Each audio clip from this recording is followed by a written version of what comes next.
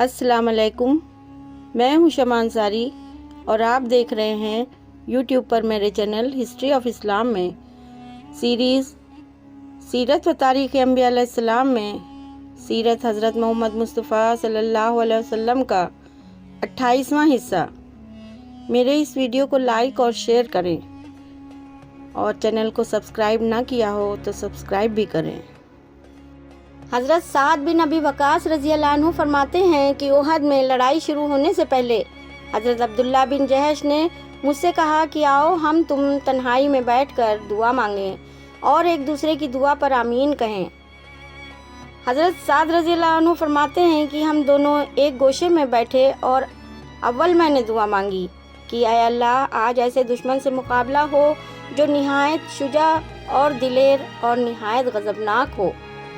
کچھ دیر تک میں اس کا مقابلہ کروں اور وہ میرا مقابلہ کرے، پھر اس کے بعد اللہ مجھ کو اس پر فتح نصیب فرما، یہاں تک کہ میں اس کو قتل کروں اور اس کا سامان چھین لوں۔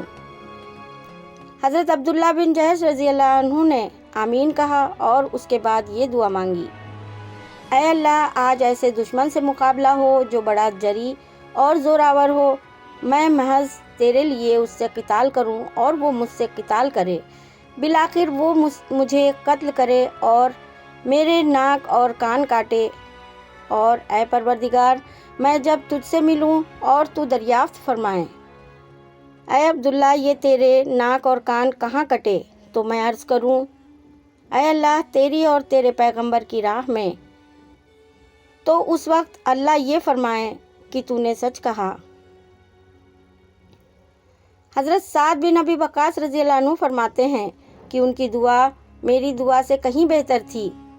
جب شام کو دیکھا گیا تو ان کے ناک اور کان کٹے ہوئے تھے۔ زرقانی جلد 2 صفحہ 51۔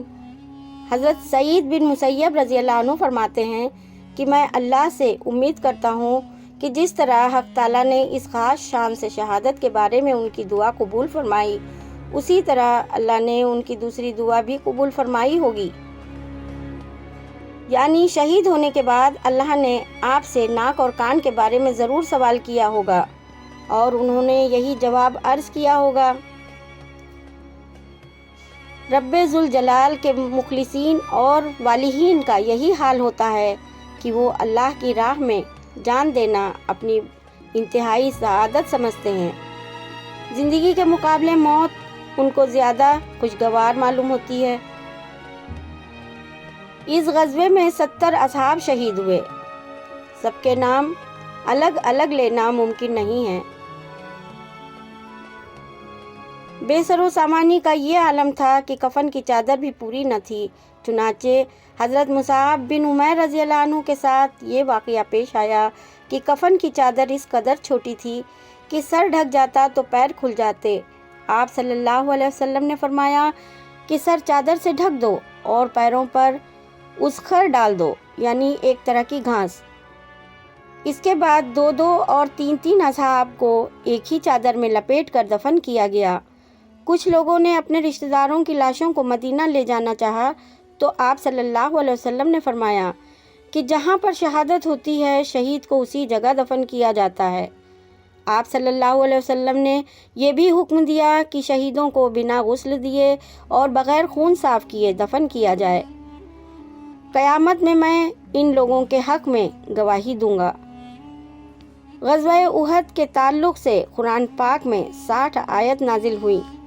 عام طور پر مورخین یعنی اتہاس کار یہ مانتے ہیں کہ غزوہ وہ لڑائی ہے جس میں رسول اللہ صلی اللہ علیہ وسلم بذات خود شریک رہے، اور جس میں آپ شریک نہیں رہے وہ سریہ ہے، لیکن کچھ مانتے ہیں کہ ہر لڑائی کو غزوہ کہا جائے گا۔ اس کے لیے دلیل یہ دی جاتی ہے کہ موتا کی لڑائی میں آپ صلی اللہ علیہ وسلم شریک نہیں تھے، پھر بھی اسے غزوہ موتا کہا جاتا ہے، یا جس غزوہ ہند کی پیشن گوئی ہے اس میں بھی آپ صلی اللہ علیہ وسلم شریک نہیں ہوں گے، پھر وہ غزوہ کیسے ہے؟ سریہ کے 2 معنی ہیں، ایک تو رات کے وقت سیر کرنا، اس لیے جو لشکر رات کے وقت حملے کے لیے بھیجے گئے اس جنگ کو سریہ کہا گیا، دوسرے لشکر کا جو دستہ باقی لشکر کے آگے بھیجا گیا اور وہ حملہ کرنے کے بعد اپنے لشکر میں واپس آ گیا۔ اس جنگ کو سریہ کہا گیا۔ اس میں بھی لشکر کی تعداد کے لحاظ سے الگ الگ نام دیے گئے ہیں۔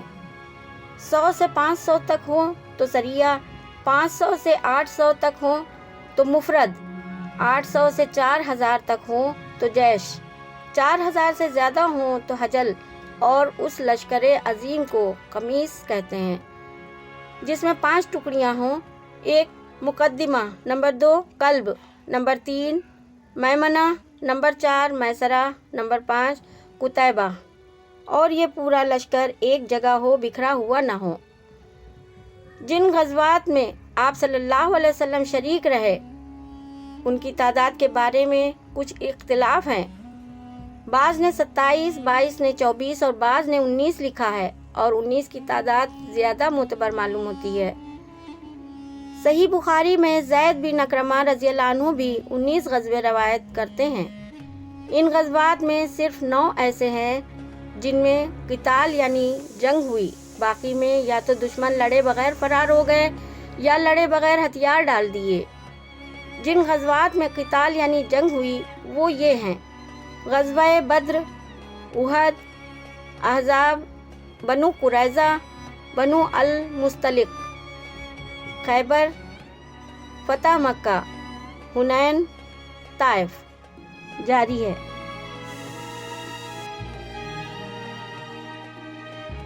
پیش ہے میری اگلی سیریز تیسری جنگ عظیم اور دجال سے ایک جھلک۔